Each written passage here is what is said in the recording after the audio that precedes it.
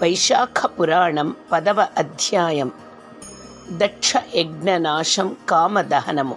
రుద్రుడా వార్తను విని కాలాంతకుని వలె భయంకరాకారుడై 1000 బాహువులు కల మహాబలశాలియగు వీరభద్రుడు వెలువడెను. అతడును పరమేశ్వరునకు నమస్కరించి నన్ను సృష్టించిన కారణమును తెలుపుమని చేతులు జోడించి అడిగెను. పరమేశ్వరుడును నా భార్య వినజాలని రీతిలో నన్ను నిందించిన ఆమె శరీర త్యాగమునకు కారణమైన దక్షుని సంహరింపుమని ఆనతి ఇచ్చెను.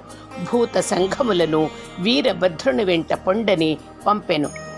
ఇట్లు పరమేశ్వరుని ఆజ్ఞనందిన వీరభద్రుడు వాని వెంట వెళ్ళిన పరివారము యజ్ఞశాలను చేరి అచటనున్న దేవతలు, రాక్షసులు, మానవులు మున్నగు మహావీరులను అందరూ కొట్టిరి. సతీదేవి మాటలకు నవ్విన సూర్యుని దంతములను వీరభద్రుడు రాలగొట్టెను.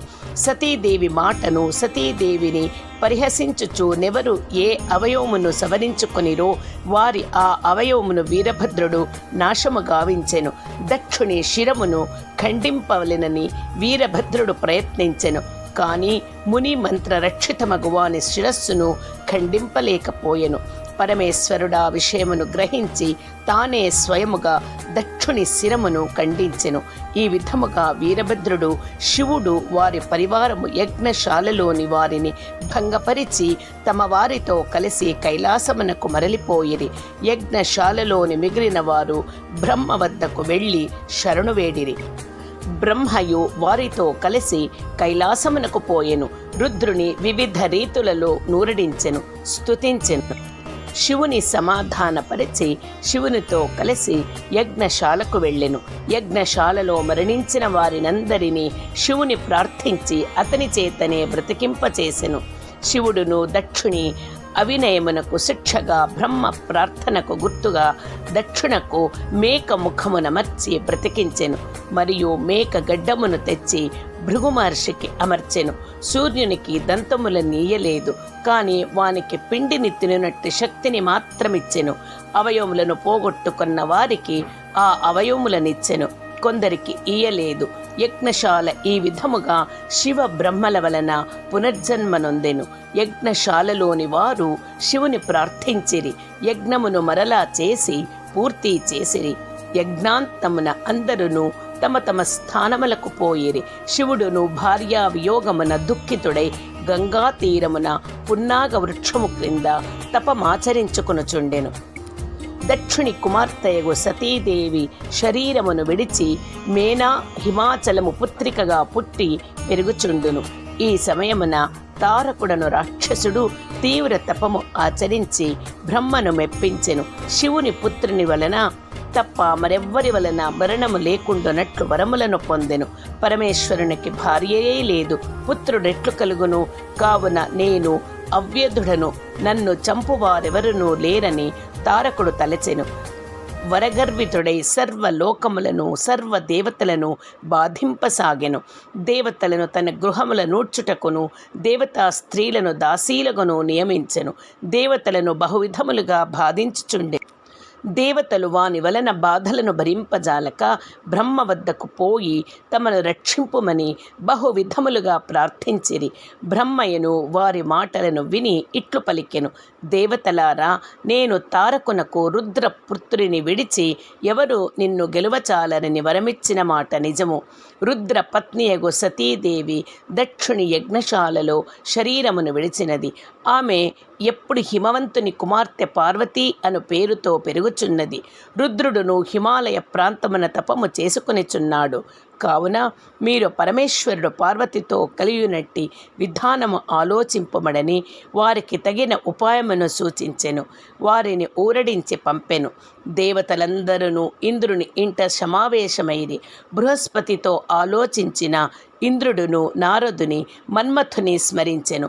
ఇంద్రుడు స్మరించినంతనే నారదుడును మన్మథుడు ఇంద్రుని వద్దకు వచ్చిరి. ఇంద్రుడు నారదుని చూచి, నారద మహర్షి, నీవు హిమవంతుని కడకు పోయి దక్షయజ్ఞమున శరీర త్యాగమనర్చిన సతీదేవియే నీ కుమార్తె పార్వతిగా జన్మించినది. భార్య వియక్తుడగు శివుడును నీ హిమాలయ శృంగమునందే తపమాచరించుచున్నాడు. పూర్వజన్మలో పరమశివుని భార్యయై ప్రస్తుతము నీ కుమార్తెగానున్న పార్వతిని శివుని సేవించుటకై పంపుము. ఆమెయే శివునికి భార్య కాగలదు, శివుడే ఆమెకు భర్త కాగలడు. కావున నీవు నీ కుమార్తెను పూర్వజన్మయందలి భర్తయగు శివునికి భార్య చేయమని బోధింపుమని చెప్పి నారదుని హిమవంతుని కడకు పంపెను. నారదుడు ఇంద్రుడు చెప్పినట్లుగా హిమవంతుని కడకు పోయి పార్వతిని శివుని సేవకు పంపునట్లుగా శివునికి పార్వతినిచ్చి వివాహము కావించునట్లుగా హిమవంతుని ప్రబోధించెను. హిమవంతుడును శివుని సేవకై పార్వతిని నియమించెను. నారదుని పంపిన తరువాత ఇంద్రుడు మన్మథుని చూచి, తారకాసుర పీడితులగు దేవతల హితము కొరకు, భార్యా వియక్తుడగు శివుని హితము కొరకు నీవు నేను చెప్పు కార్యమును చేయుము. నీ మిత్రుడగు వసంతునితో శివుడు తపమాచరించు ప్రదేశమునకు పొమ్ము. హృదయ మనోహరములగు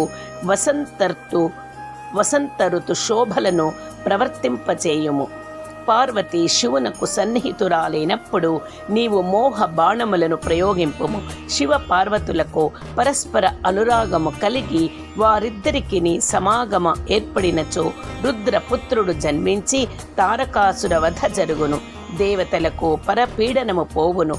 ఈ ప్రకారము చేయమని వానిని పంపెను.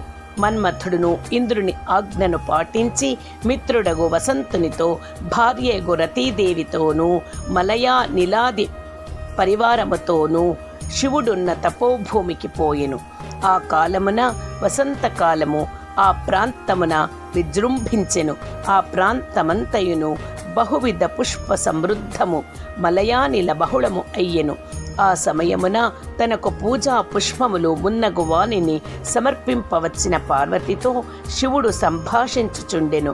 మన్మథుడును శివ పార్వతుల సమాగమమునకు ఇదియే తగిన సమయమని తలిచెను. శివుని వెనుక భాగమున చెట్టు చాటున నిలుచుండి ఒక బాణమును ప్రయోగించెను. మరలా ఇంకొక బాణమును ప్రయోగింప సిద్ధముగా ఉండెను. శివుడు తన మనస్సు చలించుటను గుర్తించెను. కారణమేమని విచారించెను. నిశ్చలమైన నా మనసెట్లు చంచలమగుట ఏమి? నాకిట్టి చాంచల్యమును కలిగించిన వారెవ్వరని విచారించి నలువైపులా పరిశీలించెను. బాణ ప్రయోగమునర్పువోవు మన్మథుని చూచెను. తన చూపును పార్వతిని నుండి మరల్చెను. మన్మథునిపై నిటలాక్షుడు తన నుదుటనున్న మూడవ కన్నును తెరిచెను. లోక భీషణమైన ఆ శివుని నేత్రాగ్ని మన్మథుని వాని ధనుర్బాణములతో దహించెను. తమ కార్యము ఏమగుయోనని చూచుచున్న దేవతలు భయపడి కకావికలై పారిపోయిరి. వసంతుడు మన్మథుని భార్య రతి శివుడు తమను కూడా శిక్షించునేమో, ఆ శిక్ష ఎట్లుండునో అని భయపడి కనులను మూసుకొని దూరముగా పోయెను. స్త్రీ సన్నిధానము యుక్తముగాదని పరమశివుడంతర్ధానమయ్యెను. మన్మథుడు చేసిన పని దేవతలకు శివునకు ఇష్టమే అయినను మన్మథునకు మాత్రము అనిష్టమైన అనర్థము కలిగినది. ఒకవేళ శివునకు దేవతలు అనిష్టమైన పనిని చేసినచో ఇంకా ఎంతటి ఆపద మన్మథునకు కలుగునో ఎవరు చెప్పగలరు?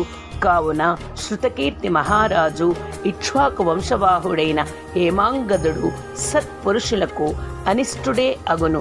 సజ్జనులను గౌరవింపగా పరమాత్మకు అహితమును వైకల్యము కలవారిని అప్రసిద్ధులను ఆదరించి గౌరవించుటచే చేసిన దానికి శునకాది హీన జన్మనలెత్తి బాధపడెను. కావున సాధు సేవ ముఖ్య కర్తవ్యము. అనాథుల ఎడ దయచాలి మితమీరరాదు. ఈ విషయము గమనింపవలేనని శృతదేవుడు వివరించెను. పరమశివుని కనిష్టమును చేయుటచే మన్మథుడు తరువాత జన్మయందును బాధలు. పరమ పుణ్యప్రదమైన ఈ కథను రాత్రి కానీ పగలు కానీ ఎవరు విన్నను జన్మ మృత్యువు ముసలితనము మున్నగు భయముల నుండి విడవబడుదురు, అనగా వారికి జన్మాదుల వలన భయము నుండదు అని శృతదేవుడు శృతకీర్తిని వివరించెను. వైశాఖ పురాణం 10వ అధ్యాయం సంపూర్ణం.